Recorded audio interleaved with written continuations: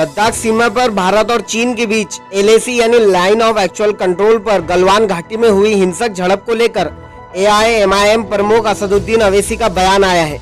उन्होंने कहा कि इस झड़प में 3 बहादुर शहीदों के साथ पूरा देश खड़ा है। शहीदों के परिवार के साथ मेरी पूरी संवेदनाएं हैं।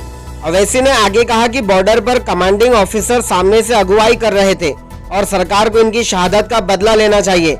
साथ ही सरकार को यह सुनिश्चित करना चाहिए कि उनका बलिदान व्यर्थ नहीं जाएगा।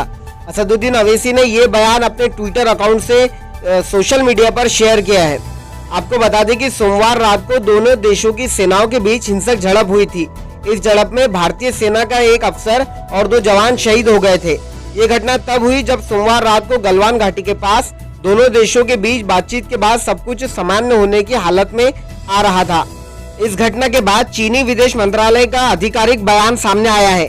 बीजिंग ने उल्टे भारत पर ही घुसपैठ करने का आरोप लगा दिया है। अंतर्राष्ट्रीय समाचार एजेंसी AFP के मुताबिक बीजिंग का आरोप है कि भारतीय सैनिकों ने बॉर्डर क्रॉस करके चीनी सैनिकों पर हमला किया था।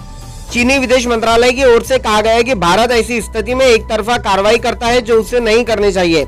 बताया जा रहा है कि झड़प में चीन की भी सेना का कुछ नुकसान हुआ, लेकिन चीनी सेना और सरकार की तरफ से आधिकारिक तौर पर अभी तक कुछ भी बात सामने नहीं आई है। दूसरी तरफ भारतीय विदेश मंत्रालय ने बयान जारी करके कहा कि स्थिति बदलने की चीन की एक तरफा कोशिश की वजह से हिंसक झड़प हुई है।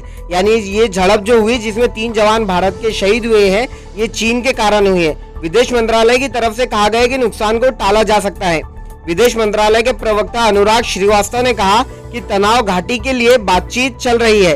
झड़प से दोनों पक्षों को नुकसान पहुंचा है। उन्होंने कहा कि चीन आपसी सहमति का सम्मान नहीं किया है, जिसकी वजह से वहां पर ये झड़प हुई है। हम शांति बनाए रखना चाहते हैं, लेकिन हम साथ ही खुद मुख्तारी भी बरकरार रखेंगे और चीन का दबाव बर्दाश्त नहीं करेंगे।